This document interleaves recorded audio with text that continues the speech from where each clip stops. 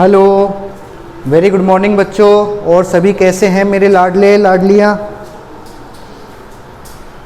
और सबका स्वास्थ्य अच्छा चल रहा है आप लोगों का?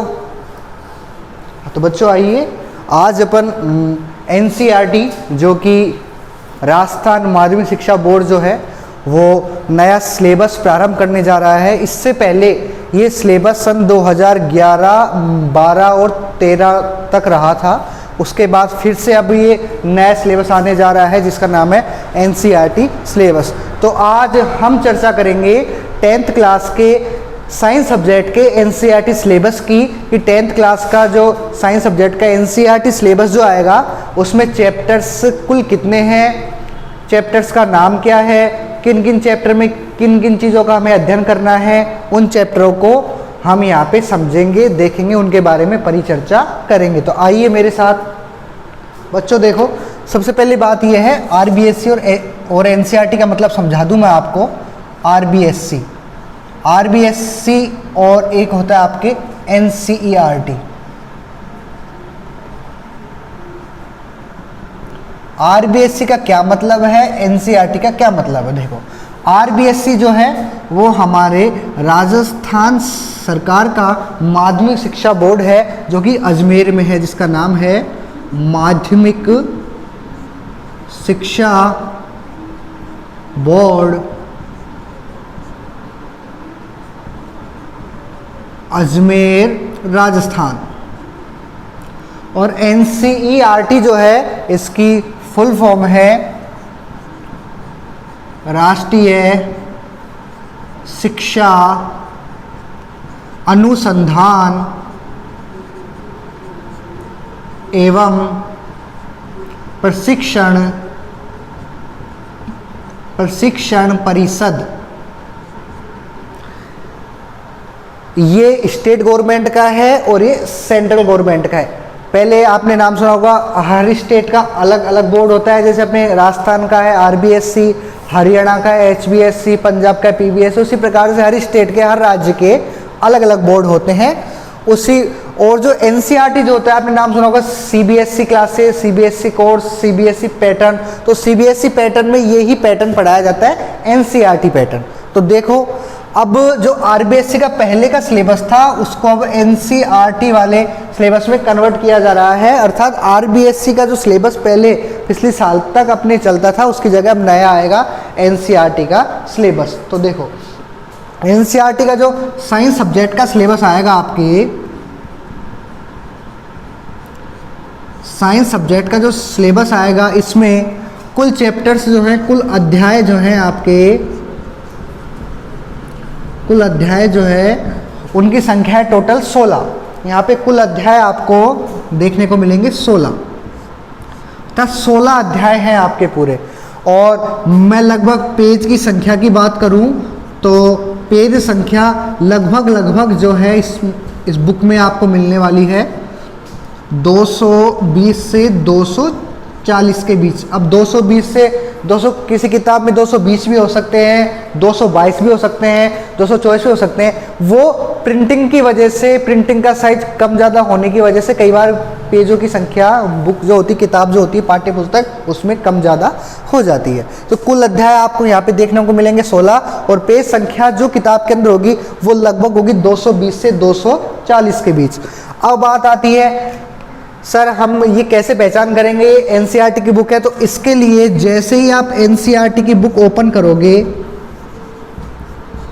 करोगे, जैसे ही खोलोगे तो खोलने के बाद पेज नंबर 3 पे ऊपर एक बिंदु दे रखा होगा जिसका नाम दे रखा होगा आभार। इस आभार वाले बिंदु में 10 से 15 लाइनें छपी हुई होगी। इन लाइनों में चौथी या पांचवी लाइन में यह दिया हुआ होगा, क्या दिया हुआ होगा कि एनसीईआरटी पाठ्यक्रम एनसीएफ 2005 के आधार पर लागू। ये लाइन मिल जाए आपको आभार वाले पॉइंट में, आभार वाले बिंदु में, तो समझ जाइएगा ये एनसीईआरटी की बुक है। और सबसे बड़ी बात है सन देख के लेके आइएगा, सन अर्थात सत्र कौन सा चल रहा है, सेशन कौन सा चल रहा है, इसको देख के आप लेके आइएगा। तो ये हो गई बुक के अध्यायों की बात कि किताब जो होगी उसमें कुल कितने पार्ट होंगे, पेज संख्या लगभग कितनी होगी, एनसीईआरटी की जो बुक होगी उसकी पहचान क्या होगी, ये मैंने हल्का सा आपको यहाँ पे समझा दिया। अब हम चलते हैं जो 16 पार्ट है वो कौन कौन से हैं। देखो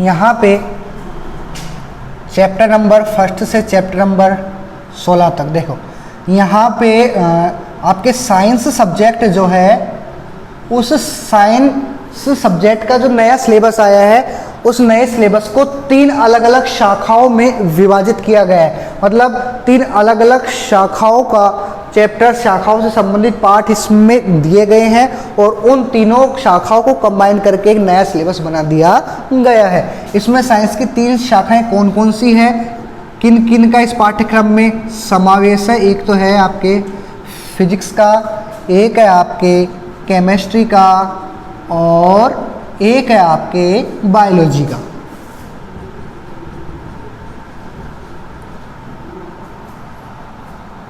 फिजिक्स का मतलब होता है बच्चों भौतिक विज्ञान, फिजिक्स का मतलब होता है भौतिक विज्ञान, केमिस्ट्री का मतलब होता है रसायन विज्ञान और यहाँ पे बायोलॉजी का मतलब होता है जीव विज्ञान।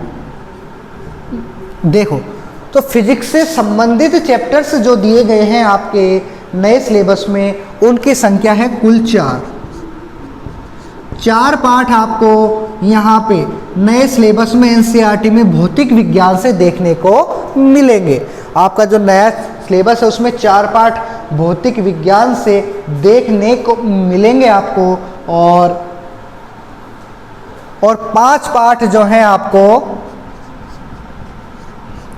5 पाठ जो है आपको वो मिलेंगे आपको किससे, केमिस्ट्री से, रसायन विज्ञान से देखने को मिलेंगे।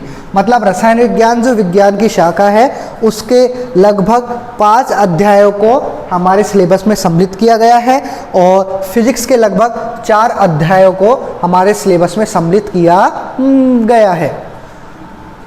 अब जो भी चैप्टर्स बचे हुए हैं, मतलब कुल अध्याय जो बचे हुए हैं आपके वो है 7। यहाँ पे सबसे ज़्यादा पार्ट जो है, सबसे ज़्यादा भाग जो दिया गया है वो जीव विज्ञान शाखा बायोलॉजी का दिया हुआ है। सबसे ज़्यादा जो पार्ट दिया हुआ है वो जीव विज्ञान अर्थात बायोलॉजी का दिया गया है। अब देखिए यहाँ पे फिजिक्स से संबंधित चैप्टर्स 4 जो है उनका क्या क्या नाम है, कौन कौन से चैप्टर्स हैं वो, तो आइए बच्चों इनके बारे में हम थोड़ा सा जानते हैं। पहला चैप्टर जो है उसका नाम है प्रकाश एवं परावर्तन। प्रकाश एवं परावर्तन। इसके पश्चात जो चैप्टर है सेकेंड उसका नाम है मानव नेत्र। उसका नाम क्या है, मानव नेत्र। इसके पश्चात जो फिजिक्स का तीसरा चैप्टर जो दिया गया है उसका नाम है, पहला हो गया प्रकाश और परावर्तन, दूसरा हो गया मानव नेत्र और तीसरा चैप्टर जो दिया गया है उसका नाम है विद्युत। और फोर्थ चैप्टर जो है वो दिया गया है विद्युत धारा का चुंबकीय प्रभाव।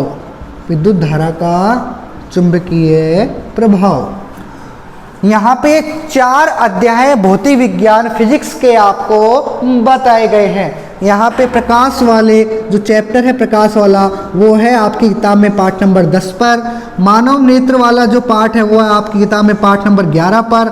विद्युत वाला जो पाठ है वो है आपकी किताब में पाठ नंबर 12 पर। और विद्युत धारा का चुंबकीय प्रभाव जो है वो आपकी ही किताब में पाठ नंबर 13। तो इस प्रकार से भौतिक विज्ञान जो है, इस भौतिक विज्ञान से संबंधित 4 चैप्टर्स बताए गए हैं। पहले का नाम है प्रकाश एवं परावर्तन, दूसरे का नाम है मानव नेत्र, तीसरे का नाम है विद्युत धारा और चौथे का नाम है विद्युत धारा का चुंबकीय प्रभाव। तो देखो यहाँ प्रकाश एवं परावर्तन वाला जो पार्ट है उसमें हम किसका अध्ययन करेंगे?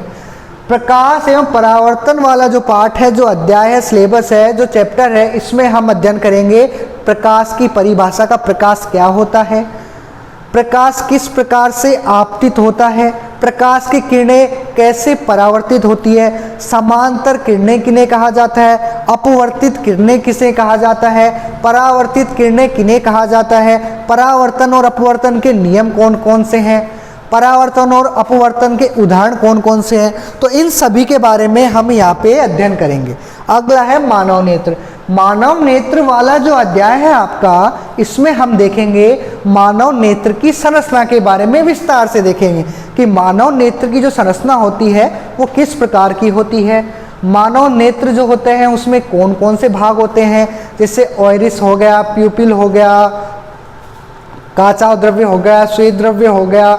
तो इन सभी के बारे में हम यहाँ पे अध्ययन करेंगे। और इसके साथ साथ ही मानव नेत्र से संबंधित रोग जैसे निकट दृष्टि दोष हो गया, दूर दृष्टि दोष हो गया, जरा दृष्टि दोष हो गया, मोतियाबिंद हो गया, इन रोगों के बारे में अध्ययन करेंगे। ये रोग क्या होते हैं, क्या लक्षण होते हैं, क्या सिम्टम्स होते हैं इन रोगों के, और इनका उपचार, इनका उपाय क्या है। अगला हम देखेंगे विद्युत। विद्युत वाला जो अध्याय है इसमें हम अध्ययन करेंगे कि विद्युत धारा क्या होती है, विद्युत धारा को किससे दर्शाया जाता है, क्या इसकी मापन इकाई होती है, विद्युत धारा का क्या सूत्र होता है, विभव क्या होता है, विभवांतर क्या होता है, आवेश क्या होते हैं, संकेत क्या होते हैं, आने वाली विद्युत धारा का मान कितना होता है। इन सभी के बारे में हम अध्ययन करेंगे विद्युत वाले पाठ में। अगला आता है विद्युत धारा का चुंबकीय प्रभाव। विद्युत धारा के चुंबकीय प्रभाव के अंतर्गत हम अध्ययन करेंगे कि चुंबकीय रेखाएं किन्हें कहते हैं, चुंबक के ध्रुव नोड कौन कौन से होते हैं, चुंबकीय बल रेखाएं किन्हें कहते हैं, विद्युत धारा और चुंबकीय बल रेखाओं के मध्य क्या संबंध होता है, विद्युत जनित्र क्या होता है, दाहिने हाथ के अंगूठे का नियम क्या होता है। तो इन सभी के बारे में हम अध्ययन करेंगे विद्युत धारा का चुंबकीय प्रभाव जो वाला पार्ट है इसका अंतर्गत। तो मुझे जहाँ तक लगता है आपके सिलेबस के फिजिक्स वाला जो पार्ट है वो अच्छे से समझ में आ गया होगा कि 4 चैप्टर्स हैं टोटल आपके, और उन चैप्टरों का नाम है, एक का नाम है प्रकाश एवं परावर्तन, दूसरे का नाम है मानव नेत्र, तीसरे का नाम है विद्युत और चौथे का नाम है विद्युत धारा का चुंबकीय प्रभाव। इनके बारे में हमको यहाँ पे अध्ययन करना है। अब बात आती है केमिस्ट्री अर्थात रसायन विज्ञान की, कि रसायन विज्ञान जो है उसमें हमें किन किन चैप्टर्स का अध्ययन करना है। तो देखो रसायन विज्ञान जो है इसमें हम पहला चैप्टर जो है वो देखेंगे पाठ्य पुस्तक में, क्रमांक भी पहला ही है इसका, जिसका नाम है रासायनिक अभिक्रिया एवं समीकरण। केमिस्ट्री वाला जो पार्ट है उसमें पहला ही चैप्टर है जिसका नाम है रासायनिक अभिक्रिया एवं समीकरण। दूसरा चैप्टर जो है उसका नाम है धातु एवं अधातु। तीसरा चैप्टर जो है उसका नाम है अम्ल, क्षार व लवण। अम्ल, क्षार व लवण। चौथा चैप्टर जो यहाँ पे दिया हुआ है उसका नाम है तत्व एवं उनके यौगिक, अर्थात कार्बन और उनके यौगिक। चौथे चैप्टर का नाम है कार्बन एवं उनके यौगिक। और पांचवा चैप्टर जो है उसका नाम है तत्वों का वर्गीकरण एवं आवर्तिता। पांचवें चैप्टर का नाम क्या है?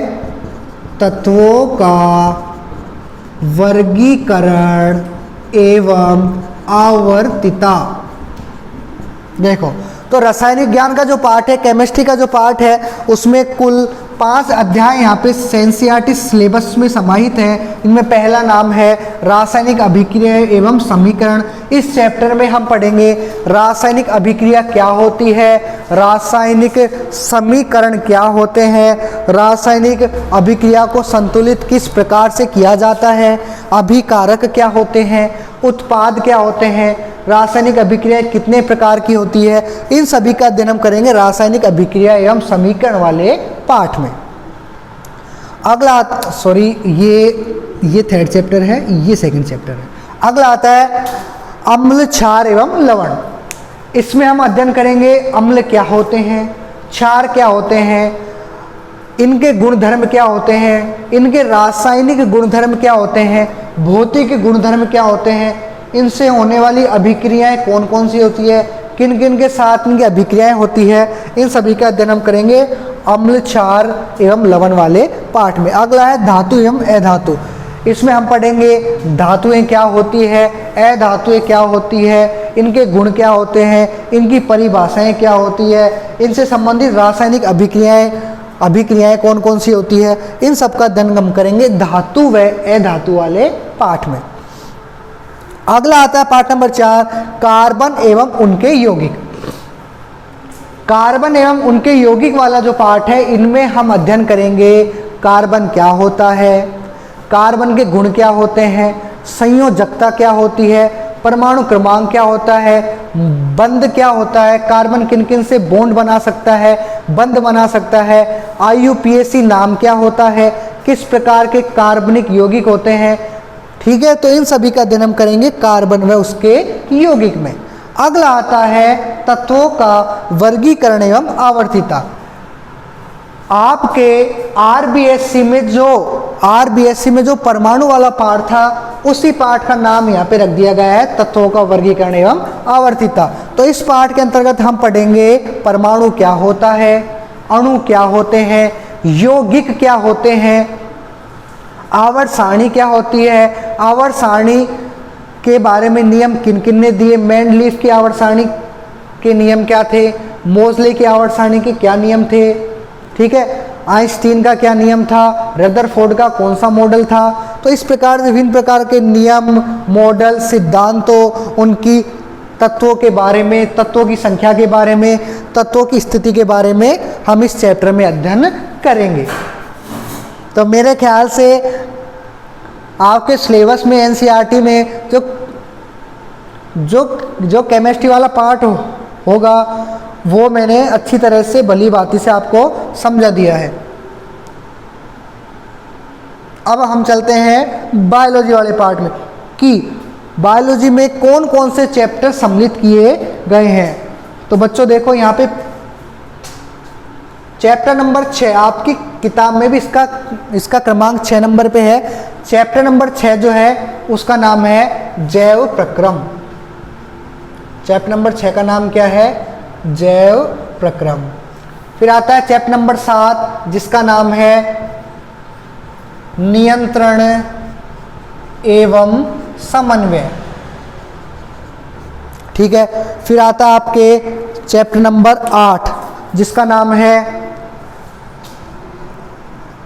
जीव जनन कैसे करते हैं।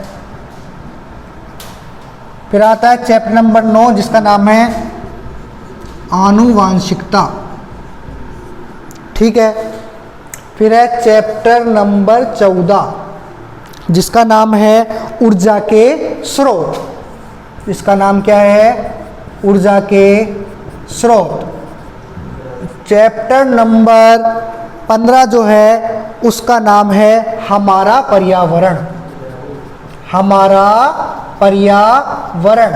और चैप्टर नंबर 16 जो है उसका नाम है प्राकृतिक संसाधन। चैप्टर नंबर 16 का नाम क्या है? प्राकृतिक संसाधन। तो इस प्रकार से एनसीईआरटी का 10th क्लास का साइंस का जो नया सिलेबस है उसमें बायोलॉजी के कुल 7 अध्यायों को सम्मिलित किया गया है, जिसमें 6 नंबर का जो अध्याय है उसका नाम है जैव प्रक्रम।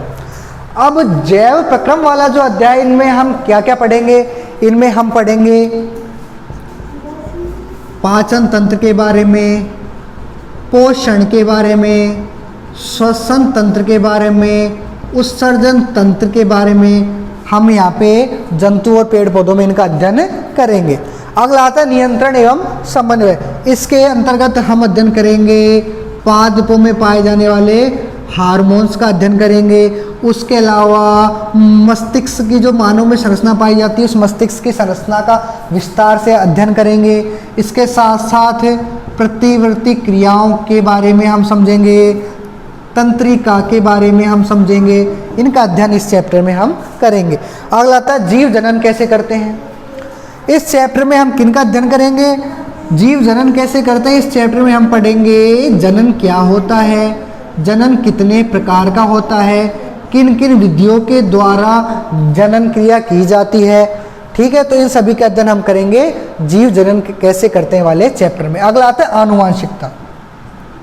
आनुवांशिकता वाला जो पार्ट है उसमें हम अध्ययन करेंगे आनुवांशिकी क्या होती है, आनुवांशिक लक्षण क्या होते हैं, आनुवांशिक लक्षण पीढ़ी दर पीढ़ी कैसे स्थानांतरित होते हैं, जीन क्या होते हैं, उत्परिवर्तन क्या होता है, मेंडल ने कौन कौन से नियम दिए, मेंडल ने कौन से सिद्धांत दिए, उन सभी का अध्ययन हम करेंगे आनुवांशिकता वाले पार्ट में। अगला आता है ऊर्जा के स्रोत। इस चैप्टर में हम अध्ययन करेंगे ऊर्जा के कौन कौन से परंपरागत स्रोत हैं, कौन कौन से गैर परंपरागत स्रोत होते हैं, बायोमास क्या होता है, जैव ऊर्जा क्या होती है, इन सभी का अध्ययन हम करेंगे ऊर्जा के स्रोत में। फिर आता है हमारा पर्यावरण। इस चैप्टर में हम पढ़ेंगे पर्यावरण के बारे में, पर्यावरण क्या होता है, कौन कौन सी वस्तुएं पर्यावरण के द्वारा हमें प्रदान की गई है, हमारे पर्यावरण को स्वच्छ कैसे किया जाए, हमारे पर्यावरण में कौन कौन से हानिकारक प्रभाव पड़ रहे हैं, किन किन की वजह से हमारा पर्यावरण दूषित हो रहा है, इन सभी का अध्ययन हम करेंगे हमारा पर्यावरण वाले पार्ट में। अगला आता है प्राकृतिक संसाधन। इस वाले पार्ट में हम पढ़ेंगे प्राकृतिक संसाधन कौन कौन से होते हैं, 3R सिद्धांत क्या होता है, 4R सिद्धांत क्या होता है, इन सब के बारे में हम पढ़ेंगे प्राकृतिक संसाधनों वाले चैप्टर में। तो मेरे ख्याल से फिजिक्स के 4 चैप्टर, केमिस्ट्री के 5 चैप्टर और बायोलॉजी के 7 चैप्टर जो अध्याय में सम्मिलित किए गए हैं वो आपके भली भांति समझ में आ गए होंगे कि किस अध्याय का मतलब क्या है, किस अध्याय में हमें किसका अध्ययन करना है, किस अध्याय में किसके बारे में पढ़ना है, कैसे पढ़ना है, कौन सा पार्ट फिजिक्स का है, कौन सा केमिस्ट्री का है, कौन सा बायोलॉजी का है। तो इन सब का अध्ययन हम यहाँ पे करेंगे। तो ये आपका बच्चों एनसीईआरटी का जो 10th क्लास का विज्ञान विषय का नया सिलेबस है वो इस प्रकार है। यदि आप लिखना चाहो तो आप इसको लिख सकते हैं। ठीक है बच्चों, थैंक यू।